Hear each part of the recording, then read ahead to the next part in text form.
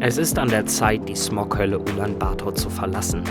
Wir packen das Wichtigste zusammen, chartern diese beiden Gefährte und machen uns auf den Weg in die größte Wüste Asiens. Wenn ich vorstellen darf, Gregor, Florian, Anna, Vincent, Maren, Kirsten, Jesse, Jonas, Sergej und ich. Und vor uns liegen 1850 Kilometer quer durch den Süden der Mongolei. Über holprige Pfade, durch die trockene Steppe und die Unberührtheit der Natur. Kommt mit und genießt die Stille und Schönheit der Wüste Gobi.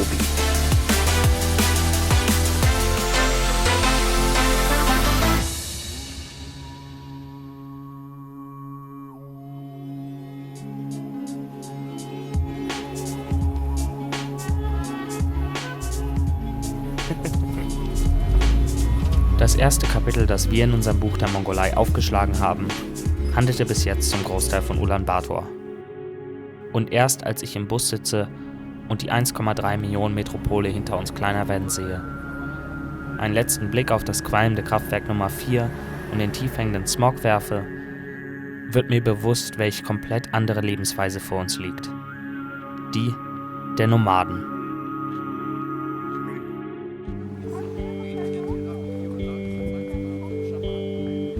Wir beginnen unsere Reise an einem der vielen Ovos, die uns noch über den Weg laufen werden. Das dreifache Umlaufen der aufgestapelten Steine soll uns Glück bringen. Hoffen wir es.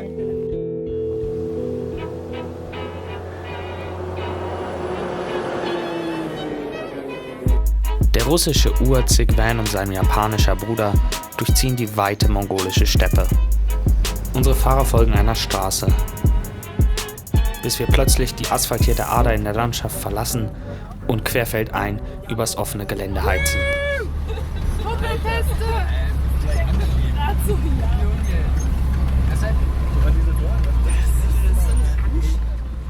Und irgendwann halten die Autos und wir sind angekommen an unserem ersten Tagesziel, dem Bagha-Gazrin-Gebirge.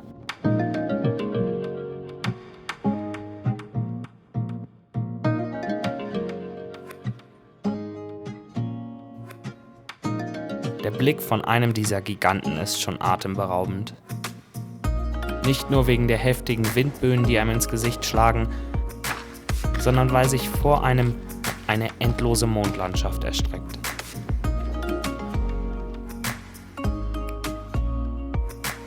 Unbeeindruckt von Dschingis Khans Armee oder heroisch im Wind stehenden Touristen, liegen diese Felsen schon seit Jahrhunderten in der Landschaft. Schon in der Bronzezeit lebten die ersten Nomaden im Windschatten dieser Felsburgen oder in einer der Höhlen, in die wir hineinkriechen.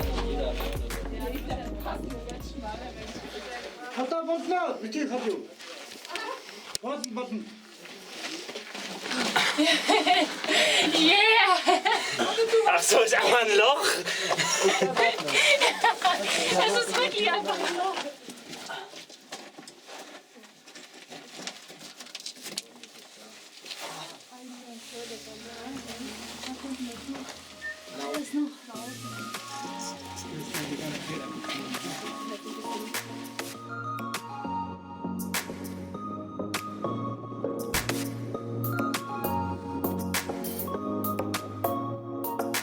Während sich der erste Tag dem Ende entgegenneigt, kommen wir bei zwei Nomaden unter.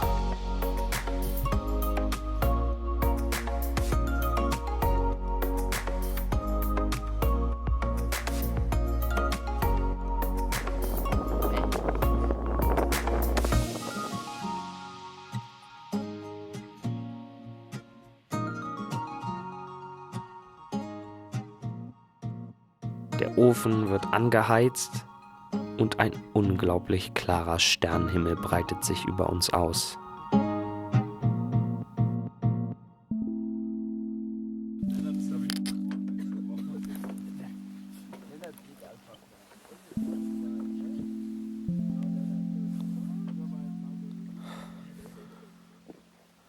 Als wir am nächsten Morgen durchgefroren aus den Jurten kommen, dürfen wir einen unglaublich schönen Sonnenaufgang erleben.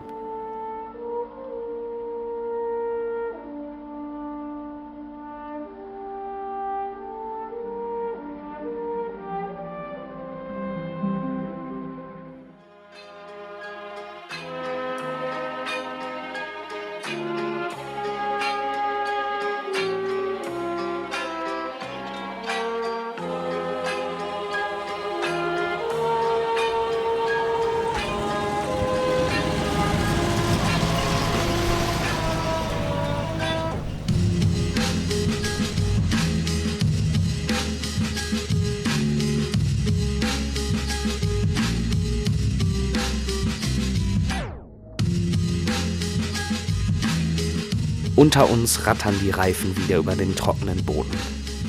Doch nicht jedes Schlagloch lässt das so einfach mit sich machen.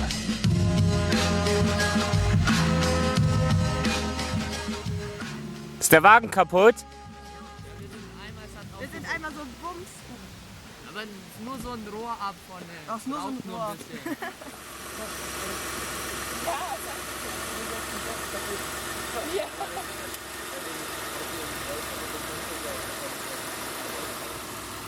How is it? Very good.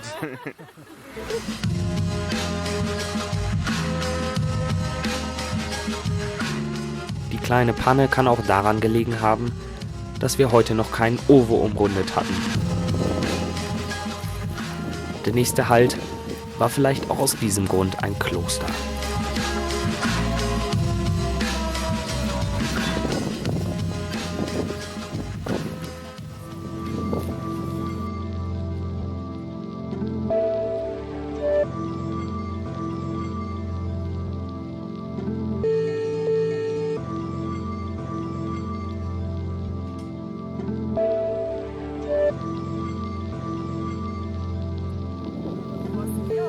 Ja, die kam, als wir aus dem Zelt kamen, kam die an. Und die schnurrt sogar total. Ja. Ne? Oh, die süß.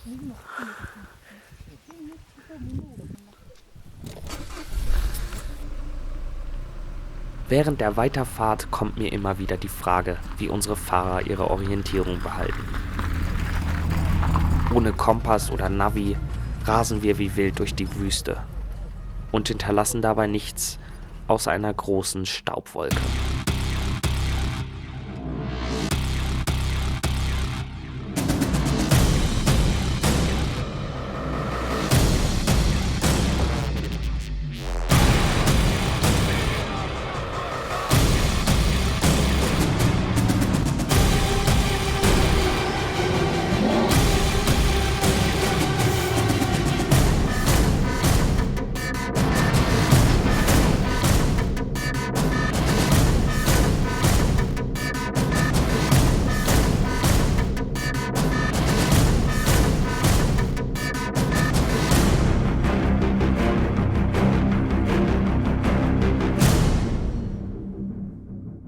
Und plötzlich hält der Wagen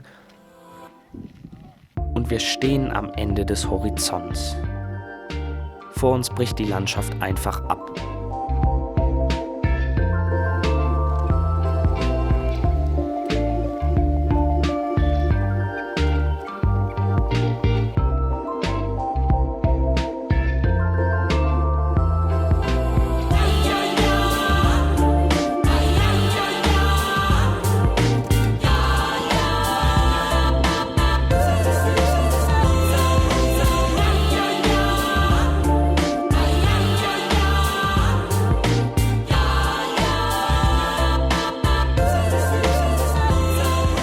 Ein Meer ohne Wasser breitet sich das Tsagan Surwak vor unseren Augen aus. Und wir können uns endlich mal austoben.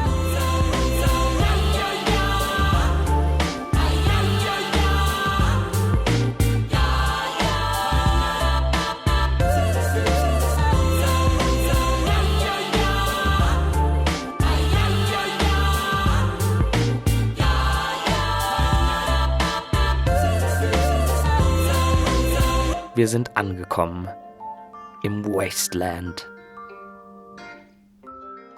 What a lovely day.